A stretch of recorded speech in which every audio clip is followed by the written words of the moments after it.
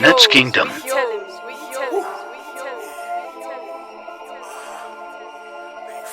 that house mob. I'm back.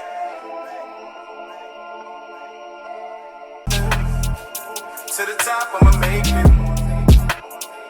Niggas just can't take it. To the top, I'ma make it. To the top, I'ma make it. To the top, I'ma make it. To the top, I'ma make it. Niggas just can't take it. Yo, what's good, YouTube? It's your boy AJ. I'm here with Cypher. Make sure you guys hit that like button, subscribe, follow us on Twitter. All our Twitters are scrolling at the bottom. Instagram is Nets Kingdom 1. We are brought to you by Dark Horse New York City. So make sure you guys hit that link in the description. There's a link there. We have Cam Thomas merch, discount code DARK10. So if you want your CT merch, they got hoodies, tees, t-shirts, all that. Make sure you hit that link in the description. DARK10 is the discount code. Appreciate you guys' support. So we're here to break down CT 40 ball. CT's first 40 balls. So it was a great game against the Spurs. Crazy blowout. And we're not even going to break down into the X's and O's. It's just it was a blowout. Cam Thomas was scoring heavily all game. We're going to get into Cam Thomas. But before we get into Cam Thomas, bro, how are you feeling at the status of the Nets tank right now? Do you feel good? Are you feeling like compared to last year and this year? How are you feeling? Oh, it is great. Because the big thing with last year is that the Nets started 9-10, which was really bad because they spent the rest of the season playing catch up to these other tanking teams. Yeah. And like the Nets won 26 games last year, and they won 9 of them in their first 20. Oh, yeah. You know, it basically eliminated the possibility of them getting a top 5 pick unless they really just disgustingly tanked the remainder of the season, and they really didn't. So, yeah, it's great. We're 0-3. It's really important to start off with these losses so we don't have to play catch up to other tanking teams. Yeah, perfectly. Now we're getting into CT. So against the Cavs, we saw CT have 33 and 9 assists, shot pretty efficiently. And then today against the Spurs, he had 42 rebounds, no assists, shot 41% from 3.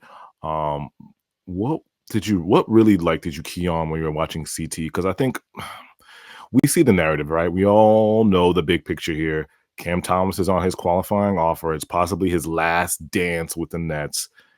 He needs to prove to the NBA, like, I'm him. I can score. I can play make. I'm valuable in this league. What really stood out to you in these past 2 games from Cam Thomas, bro? I mean, he's looked amazing. And look, that first game against the Hornets, he was pretty terrible. Yeah. I know, shaking off rust. The whole team just seemed, sluggish, like they weren't ready. That game against the Cavs was amazing. Like when Cam Thomas gets going, like you could really tell when he gets going. It's just he seems like he can't miss. 33 points, 9 assists, great efficiency. I think he shot 12 of 23 from the field. Yeah. Man, this was a perfect game from him, the Cavs game specifically, because he scored efficiently and he got like 9 assists, like almost had a double-double. I don't know, there was segments of the fan base and the NBA that would say he would never like get to that level of passing. Yeah. And we're going to get to the Spurs game real quick. But yeah, 9 assists is huge for someone like him. That's my compliment, but I'm going to get to the Spurs game, which kind of had some nuances to it. Before we get to the Spurs game, I want to mention one thing quick. In the Cavs game, we did see Jordy put Cam Thomas at the 1, and we've been seeing him put Ben Saraf a lot at the 1 and CT at the 2, and then Egor comes in with his rotations. But we saw a lot of minutes with CT at the 1. I think we should see more of that. I would encourage more of that because that gives it really helped out Cam because the scoring gravity that he had pulled in the defense. They were double teaming him, and it led to a lot of wide open shots for his teammates. So did we, now you're getting to the Spurs, did we see more of that in the Spurs game, you would say, or it was kind of like a mix of that? Did Jordy use him kind of like that in the Spurs game? In my so with the Cavs game, it was more so, they run it through Claxton a lot with the DHOs. In the first half of that game, they did. And that's when they were losing. And then the second half, they were like, okay, let's try to run a more traditional traditional offense where there is like kind of DHOs, but it's really just Cam is like really running the offense. Right. And that's when he got the bulk of his assists, and that's when the Nets were playing like respectable basketball. With the Spurs game, not really. And I don't think it's really a Jordy issue. It's more so the Spurs are a phenomenal defense. Yeah. I mean, and look, I posted the clips on Twitter where Cam had about 8 potential assists. hmm And, for those of you watching, a potential assist is when you pass the ball to a teammate and they miss the shot. He had about 8 of those last game against the Spurs today. All bricks. Nobody could hit a shot off his pass. Now, part of that is because the Spurs play such phenomenal defense where they're so fast with the rotations. Like every shot that Cam passed was that his teammate who he passed to his teammate, that was a Yeah. contested shot. Like there was really no easy offense. Claxton wasn't really rolling well to the rim. Now, granted, again, the Spurs defense, it's hard to do that against Wembanyama, so he wasn't getting those rim assists that he was against the Cavs. Yeah, I noticed that too because Stephon Castle, these guys on the perimeter, even when Dylan Harper came in, he was guarding full court. And these guys are like 6'7", 6'6" guards. They have a lot of big guards on their team. I think Devin Vassell's even Vassell, like Vassell Vassell's 6'5", right? like 6'4", but he's got like Yeah. a crazy wingspan. I think he's got a 6'10" wingspan. They throw a whole bunch of tall guards at you at the point of attack. So like even we'll talk about Egor too. When he was trying to bring our ball up, he was struggling heavily. CT was getting pressured when he was getting the ball. So and then you're looking at Victor Wembanyama in the rim protection, one of the best shot blockers in the league. But I thought CT did a great job of using his floater. And that floater, using mid ranges, and I think that's a dying part of this game. Like a lot of upcoming kids need to start working on those moves because everybody thinks in the league where it's threes or twos, threes or dunks, threes or layups. There is an in-between game that you still need just in case you're in a position like this. You got a 7-7-7-8 guy in the paint. Yeah. You need a floater or you need a pull-up. You need I some think, type of way. Mm-hmm. and look, again, no disrespect to, and I don't want to be mean to the kids. Mm-hmm. Weird for me to call them kids, but Demin, I bet Demin and Saraf were looking at Cam Thomas today and like, oh yeah, I need that. Yeah. I really need that floater because, look, Cam gets a reputation for being like kind of a knucklehead, but his intelligence as a scorer is incredible because the reason why he did those floaters was because it's a 7'7" guys in the paint. I got to do these 10-foot floaters to get it over him because if I attempt a layup, he's going to stuff it. Like Saraf learned that the hard way. Clowney learned that the hard way. I mean, Wembanyama, this freak, this monster, this alien. Yeah. A dude had 6 blocks. Yeah. He had 9. Yeah, he had 9 blocks against the Pelicans. Like he's gonna. And look, the crazy part is he had 31 points. The Nets somehow played good defense against him. Yeah, they kind of held him in check. Like he should have had like 50 tonight, honestly. But surprisingly, Claxton and the team defense, I think Jordy was really aggressive with his double teams tonight. So it kind of like affected Wemby tonight. Before we get on to Egor, last thing with Cam. One, I'm gonna ask you 2 questions. One, what do you think his usage is going to be going down the road here in these next 8-9 games? What do you think Jordy's going to use him as? And then 2, why is the narrative of Cam Thomas assist? Like I looked on Bleacher Report and all these ESPN outlets, just buckets, 40 points, 0 assists. But then Wemby, I looked at Wemby's stats. Wemby had 48 points versus the Mavs, and he only had 1 assist. We didn't see Wemby 40 points, 1 assist. We saw, it's just weird how when guys score 40, they get the 40-point mark. Everybody's like, oh my God, you scored 40 and gives you your flowers. But with CT, it's like 0 assists is like the headline. It's just weird. Okay. Okay. First one, I'll say this. I don't know. No idea what Cam Thomas's role and usage looks like. Everything is so fluid with the team right now. Yeah. I'm actually curious if he even plays tomorrow, or I guess when this posted today against the Rockets. I don't know if he'll even play because second night of a back-to-back. He's hurt. Like he has a broken nose, a cut on his face. Would be great if he played. I always loved watching him, but I don't know. I don't know what the plan is. I think he'll play because you and I know he needs to play. He can't afford no games. Well, he also can't afford to get hurt. Yeah, he can't afford to get hurt either. I think he's gonna play though. his role, I don't know. Like okay. So the good news is his minutes and like field goal attempts seem fine. Like Jordy has not messed with that at all so Yeah, far. yeah. Uh, the play, I don't know. And again, I thought the passing today was fine Hmm. against the Spurs. Like it was okay. I don't think he was making like these elite reads per se, but he was passing within the flow of the offense, and guys just really weren't hitting shots because of the Spurs defense. Uh, the second thing I want to say, your answer to your second question, Yeah, I don't know when the NBA gets a narrative about you and thinks a certain type of way. When you develop a reputation, it's almost impossible to get rid of it.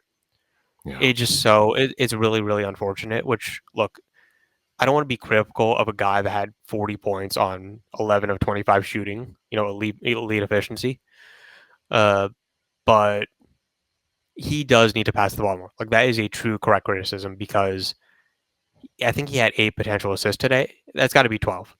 yeah, It's got to be higher. He's got to pass the ball more because 0 of 8, yeah, that's bad. He should have had like at least 2 assists in my opinion today. yeah. What Uh, hurts me is like we needed every single bucket just to stay in the game.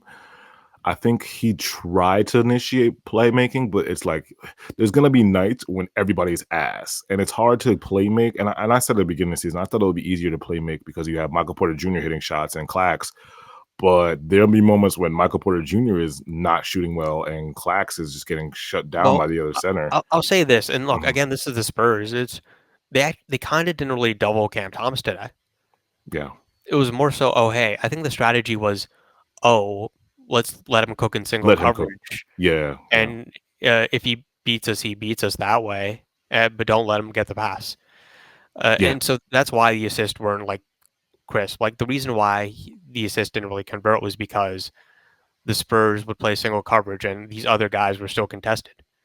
And it yeah, didn't matter how many shots Cam Thomas hit because they would be like, hey, I'll just let him isolate, let him guard him 1-on-1, come and help every now and then if it makes sense, but never they would if they did double, it would be like one pass away. And they yeah, would like leave one person open specifically in the corner, and then they would still be able to get the contest out. Happened to Zaire, happened to Saraf, where Cam made those early passes to start the game, but somebody was there to contest the shot and make it difficult for these guys. yeah. Now let's move on to Yegor Oh, Demin, man. real quick though, Mhm. just 2 things I want to say. Yeah, go ahead. Man, if he had 1 assist, people wouldn't be able to be making these jokes. You think people would still would No, they wouldn't be able if to. CT had a 1 assist, 40 points and 1 assist, do you think they'll micro that on or you think people will just like, all right, he had an assist, let's not let's not talk about his assists. It would have been less bad if he Less had an assist. backlash. It would because 40 points, no assist is funny. 40 points, 1 assist is like okay, we'll make fun of you for that, but we won't go hard on you for that. Like him having there's Yeah. a segment of the fan base that's like that thought today's game by Cam Thomas was funny. Yeah. They It's look at the box score and it's like 40-0. He doesn't pass. it's very sad because it's when you watch him, it's beautiful scoring. Dude, Like it's he's such a really talented beautiful. player. Yeah, it's beautiful scoring that you're watching. Like you're watching high level scoring, high level basketball, offensive IQ. But He's then averaging now, 29 points per game. yeah, he's averaging 29 right now, and it's like you're watching such beautiful art. And then he's just coming off a game with 9 assists. So you're like, where are the people who were talking about assists last game? Quiet. You didn't hear nobody talk about, oh, Cam had 33 and 9 assists. Nobody was talking about that. But to let him have 40 and 0 assists, it's headline news. Everybody's, all the Bleacher Report and everybody's talking about the 0 assists. So, So okay, mm, I will say this is like a form of criticism. mm, Okay, look, I understand your teammates weren't hitting shots. Completely get that. But again, it's got to be more than 8 passes, 8 potential assists. It's got to be like 12. And yeah, then maybe you finish with like 2 or 3. The yeah, thing with Cam is that, look, for the season now, he's averaging 3.7 assists. Uh, Again, it can't be under 4 anymore. It yeah, just really can't. And look, the scoring has been elite. Like, he is such an amazing shot creator. It's got to be more assists. It's got to get closer to 5. And against the Rockets, I really hope that he has the opportunity to get like more assists, to get me his too. assist numbers up. Even though it's a great defensive team that we're about to play, it's gonna, great defensive team. Yeah. I mean, Uh, great, but they don't yeah, got the 7'7" like guy. they don't got the 7-7 guy, but they still got Amen Thompson and Jabari, a whole bunch of guys. Katie's no slouch, so Yeah. With what was I gonna? I was gonna say something really important, but I couldn't. TT. Whatever. Oh yeah, yes. Okay, regarding Cam. Mhm. Okay, I don't know if he's gonna maintain like this volume of scoring or if the assists are gonna spike, but okay, let's just say Cam is at 20 games from now, 2 months from now, Cam is averaging 29 points, 4 assists on like good efficiency. Okay, to me, I think we both agree that hey, Cam is probably going to get traded. When Cam raises no trade clause and selects his teams, what do you think the Nets could get if he's producing those numbers? Oof. It's tough for me to say. I don't see him getting traded, but it's like if he does waive his clause, I think like I said, I've always been a fan of the Pistons. So I I would think I'd kind be of right. yeah, I would look at the Pistons right now, and if Jaden Ivey's not all the way together, that's fine for us because we're tanking if he's still hurt. Yeah, If Jaden Ivey's not all together, as much as I see is us getting a swap player for player. I don't think we can get like real compensation for him right now. But the Jaden Ivey swap would at least leave us. We're leaving the club with something, as they would say, right? yeah. At least we have something in our It's hands. man, I find it like that hypothetical is crazy. It's like, oh Mhm. hey, if Cam averages 29 and 4, do you think we get something? Like Crazy, bro. It's crazy. the fact that he's like guaranteed to get traded, no matter what he does. Man, it's just so baffling to me. Like, I understand like the Nets are worried about him, like they're worried about his defense, his passing, what he could be long term. But it's like, man, it really is disappointing. He's on the qualifying offer. Like, you wish that they could have given him more money and get him on a better deal. Yeah, I want to see T here long term. I mean, I want him to keep. Same. I don't want like he has such a gift of scoring. You just don't throw that away. Like one of the most important attributes in basketball is putting the ball in the bucket, getting a bucket. It's one of the most valuable traits in this league, and you're just gonna throw it away for nothing. He has a supreme gift, and then it just sucks, man. It really sucks. Now Egor Demin, our rookie man, Russian Magic. Yeah. So Egor, first game against the Cavs, Egor surprised. Well, he did his thing again. He was lights out from three. I think he was. What was his stats? 3 for 5. Yeah, 3 for 5. 3 for 5 from three. He hit a clutch three in the fourth quarter. He always found that spot where in the wing on the corner. I think because CT was getting doubled and he was, the he got that Doubled, pot. Yeah, doubled on the baseline, and then Cam kicks it out. He's top of the key. It's a pretty long three. I think it's a 30-footer, yeah. and it just swish. It's nothing but net. Swish. Clays goes crazy. Everybody's going crazy in the Clays. Then we get to this game, and it's like we hit the rookie wall. Like we saw all the weaknesses. Diego doesn't shoot well, right? So now Dylan Harper's pressing him in the backcourt, easily picking him every time. Pick, steal, score. He's having trouble, making reads. He's having trouble getting to the rim. What did you see from Egor? I mean, from high to low. You saw from high to low, but what did you see from Egor in your opinion? Like, what went wrong the most in these two games? We can start with the positives. Let's start with the Okay. positives, and then we'll go negatives. Okay. Yeah, I'll start with the positives. yeah, He okay. Actually, I'll just mention the whole like all 3 games. yeah, He's been hitting his threes. yeah. Like he has been hitting his threes. Like he's been a legitimate sniper. The form looks good. He's completely changed his form. Mhm. He is over these 3 games 8 for 16 from three, Okay, that's good. which that's 50%. It's Mhm. good. The problem is the thing that's worrisome is that hey, in 3 games he's played 66 total minutes. He has taken 0 2-point shots. Oof. Oh my God, man, that's not good. Yeah, that's not good. That It's worries me a lot. actually like I don't know. It's lucky that the fan base doesn't want to be like super critical of these guys, which is good. Like he's not. He's a kid. He's 19 years Yeah, old. yeah. Uh, but it really is such a red flag that he played 3 games and he's only taken. Okay. 16 shots is fine. Mhm. But he's taken 0 twos. Like, and especially the thing that makes me nervous that it's almost like he's a little scared to take twos because in the Spurs game there was a one play, and we talked about this before, Mhm. where he drove in, he got into the paint, he had a guy on him, but he had like a pretty decent layup, like a shot, a view of a layup, and he did this like behind the back pass over the head to a shooter. I can't remember who it is, but uh, he turned down a layup 4-3. Yeah. And look, it's fine sometimes, but it's not when you've taken 0-2s. Like it's like Ben Simmons, where it's like, oh, he's afraid to take layups. Yeah. And with Egor, bro, and like I said, I know our last video, a lot of people were like, "Oh, you guys are judging too quickly." I said that we're gonna have to turn Egor into a wing, and I got all this, messages and stuff. It's too early, but it's like I can see, and like I said, he's 19. Yes, he can develop his handle and everything, but he just doesn't have that explosive first step at all.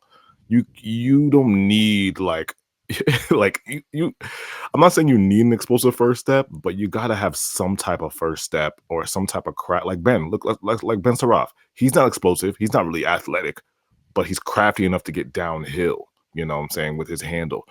Like Luca. Luca's not explosive, not athletic, but crafty enough to get downhill. So the problem with Yeah, Cam Egor, Thomas. yeah, CT two. The problem with Egor is he can't even create a little bit of separation to get downhill. He made attempts slightly in the Spurs game, but the ability to advantage create, it helps your playmaking because you can advantage create. It draws in the defense. It makes his playmaking even better. But now that he can't do that, that's why I said last podcast, I was like, we might have to turn him into a wing. Run him off pin down screens, run him off DHOs as a movement shooter instead of kind of, forcing him to be the on-ball guy. Now, I'm not saying don't do it at all. He should still get the reps of trying to do it because we gave him the on-ball reps of trying to break up the ball tonight, and Dylan Harper cooked him. And that's fine because it's a rookie season. He's supposed to go through his highs and lows. But in the future, I'm saying, like, I'm thinking fast forward here, he cannot be our one. He has to be more of a catch and shoot movement wing. Sometimes pick and roll ball handler on the wing, secondary, tertiary, secondary guy, role player type guy. Right? Am I wrong? You're not. Your analysis isn't wrong, but I Yeah. don't know, man. It's hard to really predict where these things go. I mean, Mhm. we'll see. I mean, look, he's got the passing vision. I think we agree with that. Yeah. Playmaking's The there. handle, man, the handle is like rough. Like it really is. Yeah. Like he's got 7 assists on 7 turnovers.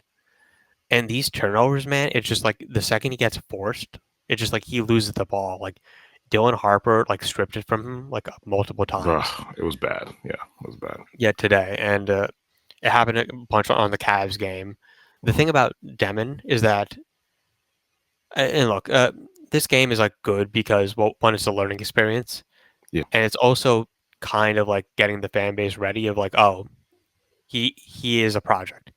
Yeah. Because I think what Yeah. happened, because I think the first 2 games in like preseason, there was this idea with Yegor that oh, he's good right now. Oh, this is a good pick. Like Mark's made the right decision, and I'm not saying he did or didn't because I like Demon. I thought there's a risk reward with Demon. Yeah. The thing that's makes me nervous about him, seeing him in an NBA setting, is that man, he's lucky that he's shooting 8 for 16 from 3. Yeah. Because if he shot like even 5 for 16 from 3, it would look so much worse. Yeah. Like And it's just he can't. The internal creation isn't there. Like he's not taking mid range shots. He's not getting to the rim. His 3 ball looks good. Like off the dribble, it looks good. Open, it looks good. off the Spot ups, catch up spot up. Yep. yeah, that looks good. Tonight he wasn't hitting them, which is why his impact really wasn't there. He's only 1 for 5 from 3. Uh, Defensively, I thought he was fine in the Cavs game. Like he had like some nice rim protection stuff there. Mhm. Today, I don't know, it wasn't really there in my opinion. It It just wasn't. didn't look good. Yeah, defensively, I'm not worried about him because again, he's 6'9", he has physical tools. I think he could be able to survive in the liabilities. He Yeah. won't be a liability, complete liability because of his physical tools.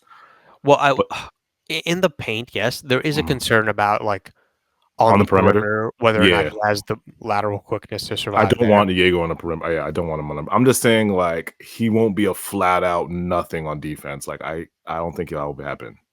I think he Yeah, has a little bit because in the Cavs game, I did see a little bit of nice movement laterally.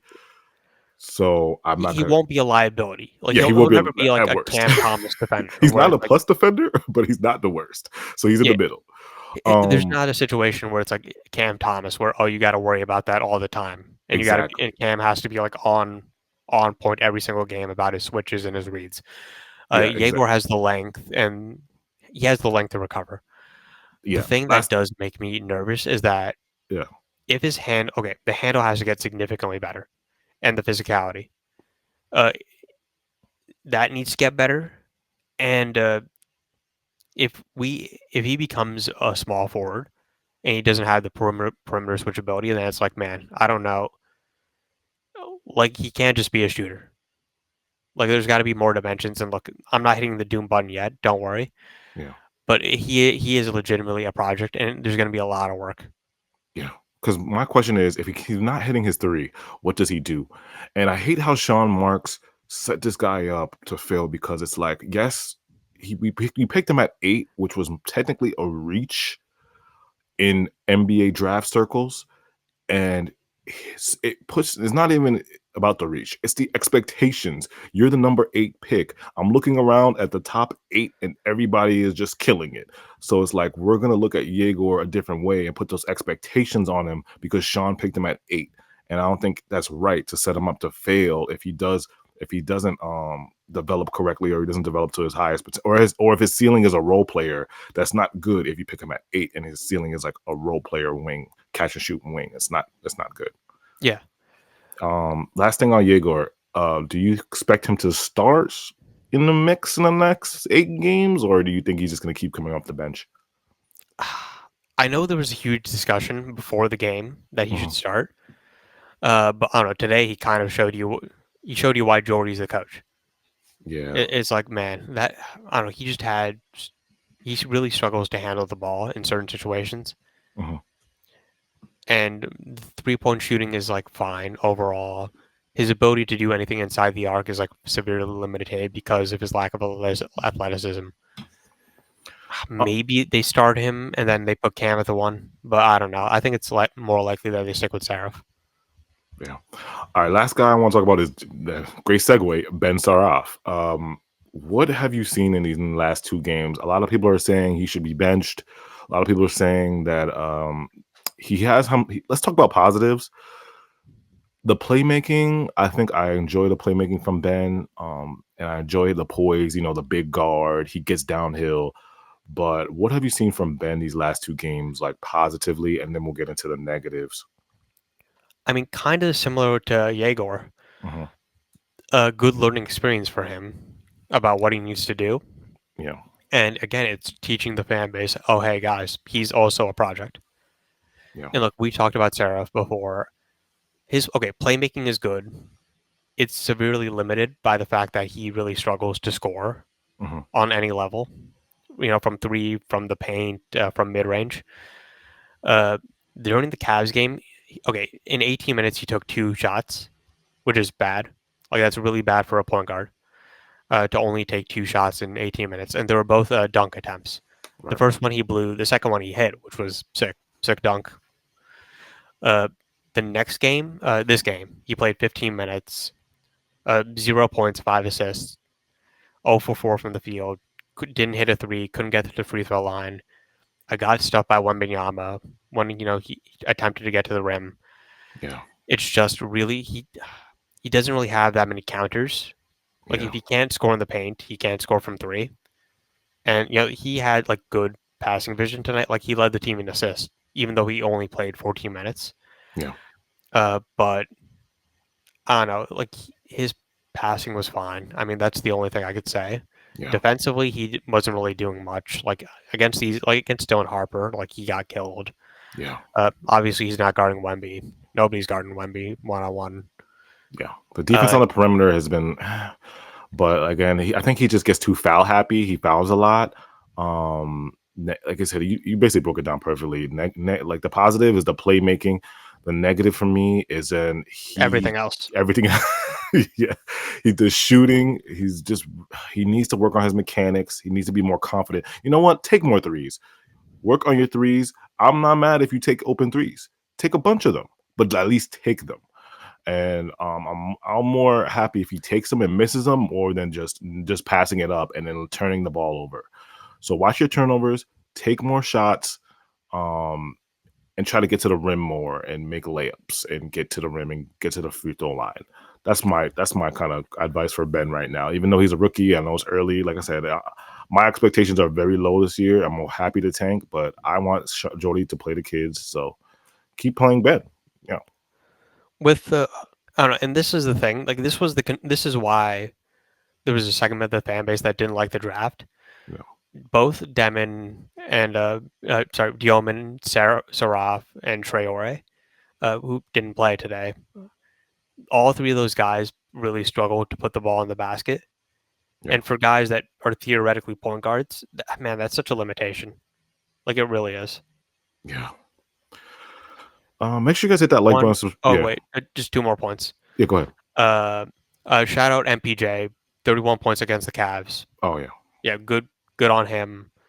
Porter Jr. is sort of an afterthought because I don't know he's a vet. a Nobody wants vet. to talk about that Chuck. Yeah. Same thing with Claxton. No. Yeah, I same with mean, look, Clax.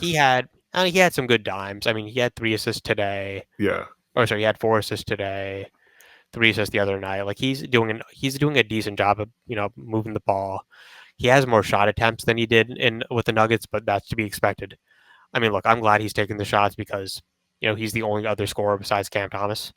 yeah. And having a shooter like him is good for the rookies. It's good to have him. It is right. get You're the right. ball. He is good to have for the rookies because he's a floor spacer.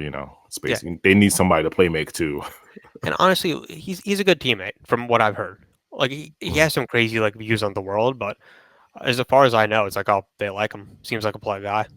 Yeah. And shout out Zaire Williams, who left the game today early with an injury, a back injury. Hopefully, it's not that serious. We'll see if he's available against the Rockets. But shout out to him. He had 25 points on 9 of 13 shooting against the. Yeah, he against was the unbelievable versus the Cavs. Shout out to thank you. Shout out to Z. Z is somebody I want to keep if we end up getting AJ Cam Boozer and one of those guys, and we get a star in the future. Long defensive guy. Yeah, The shooting needs work to get consistent, but he's been getting better. I want somebody like Z on my team if we ever get to that championship point because he's just such a good point of attack defender. And then if that 3 comes along, ooh, watch out. So, yeah. Anything else, bro?